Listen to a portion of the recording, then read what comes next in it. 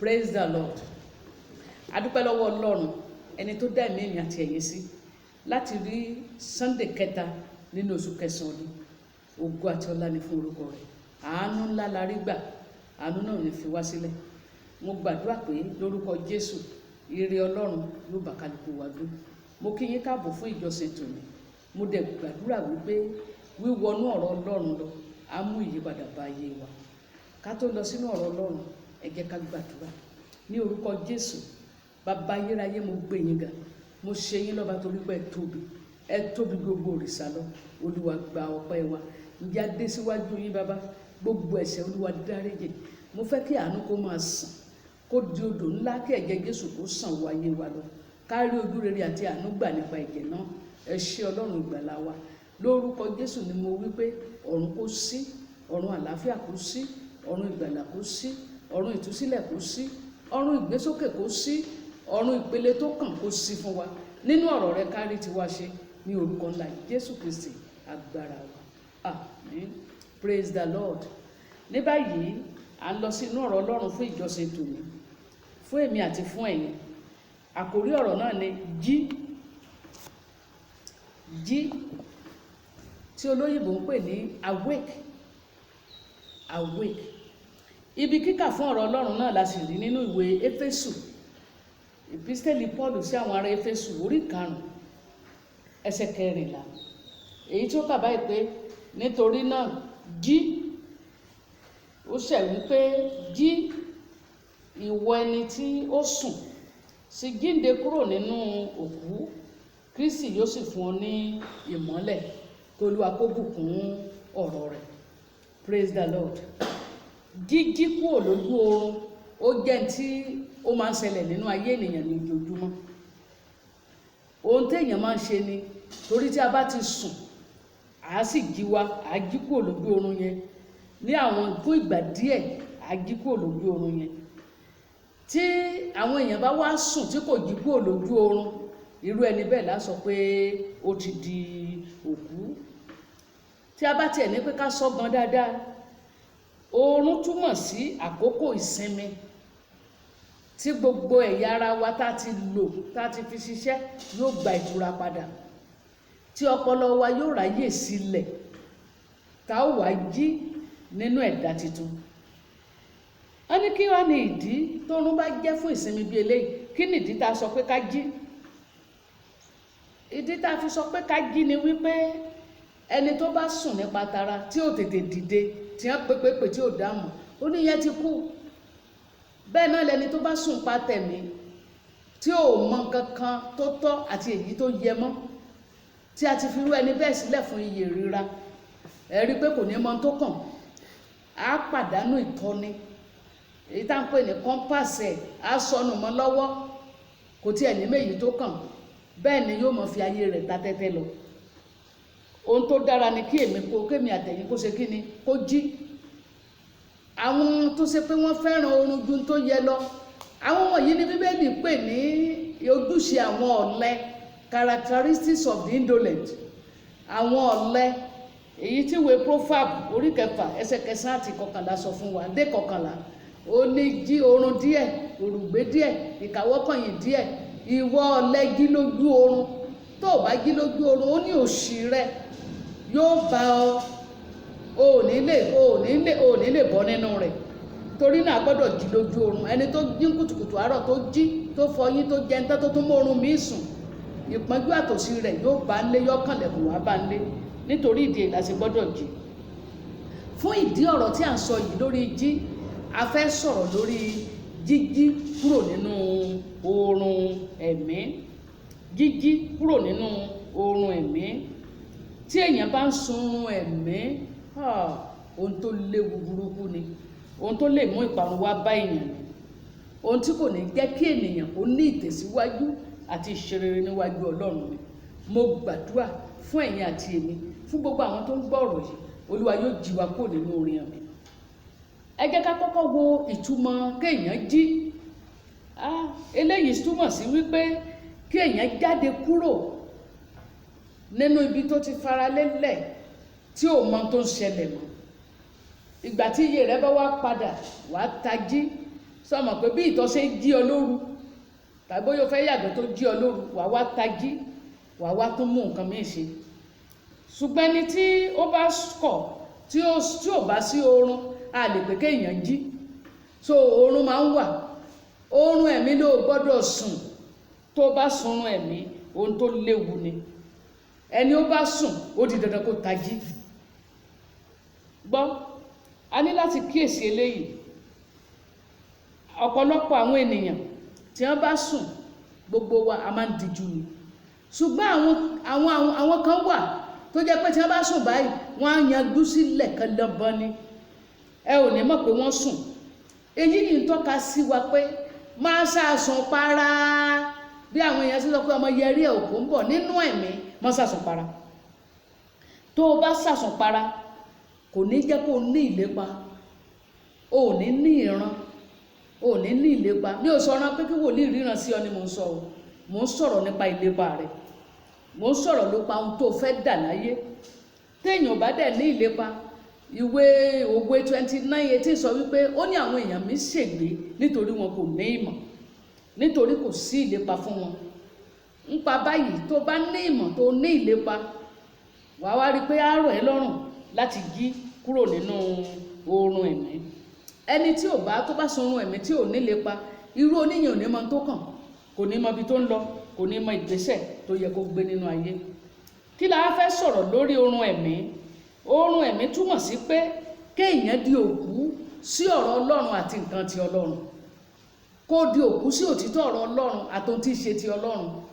kò sí tí í ṣe ti Ọlọ́run tó ká ọ lára, kò sí tí í ṣe ti Ọlọ́run tó gbé yẹ̀wò. o ti di òkú nínú ẹ̀mí nìyẹn. a jẹ́ pé òun sùn nípa tara, òun sùn nípa tẹ̀mí. Praise the Lord.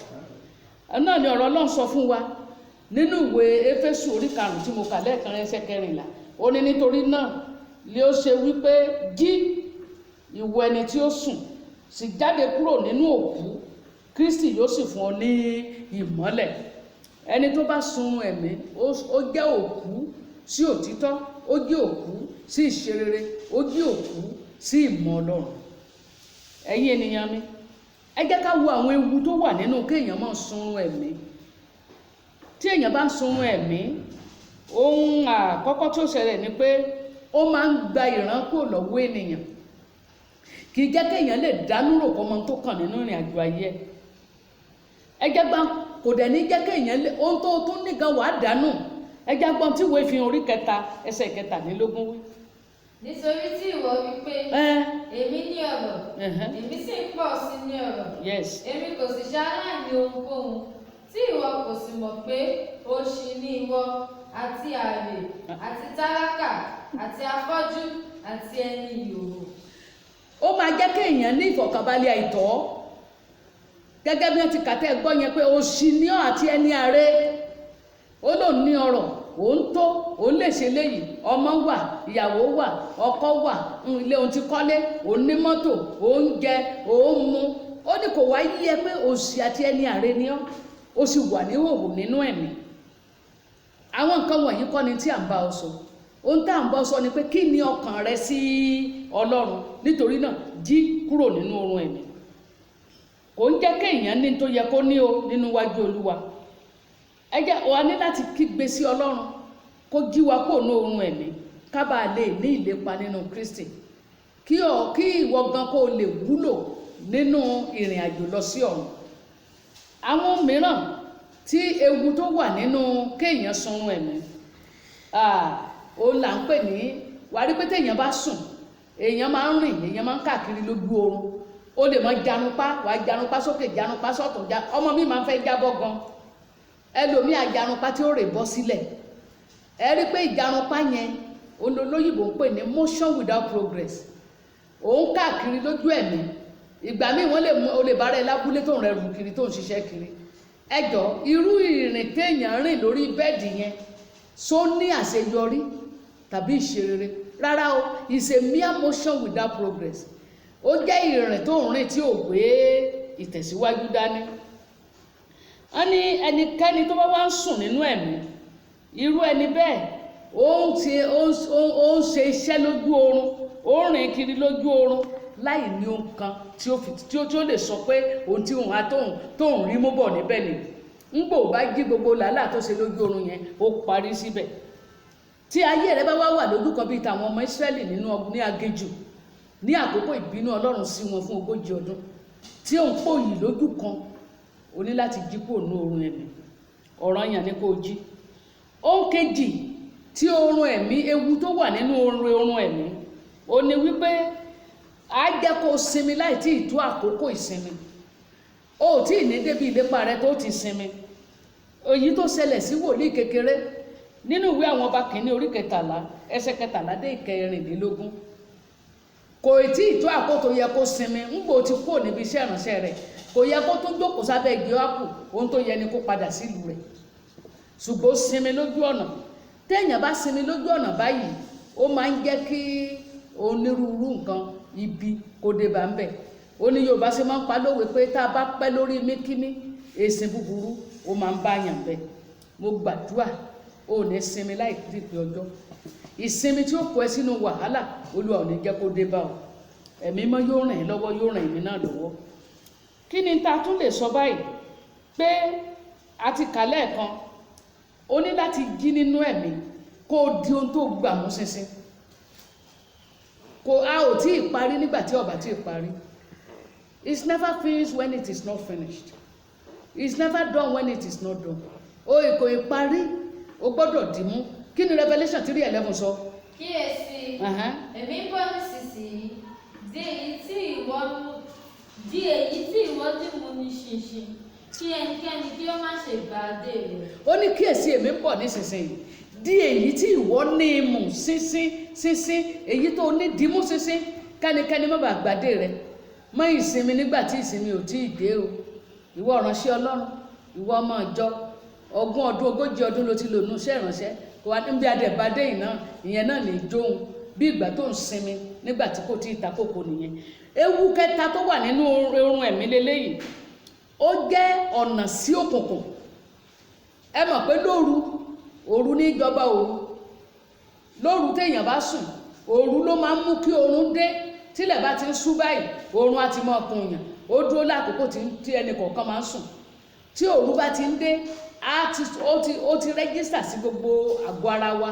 A fẹ́ sùn láàkó òru. Bákan náà ni tíwọ náà bá fi tó sunrun ẹ̀mí, ó máa mú ẹ wọnú òkùnkùn lọ. K'Olúwa kó jọ̀ọ́ kó gbà wá nínú òkùnkùn.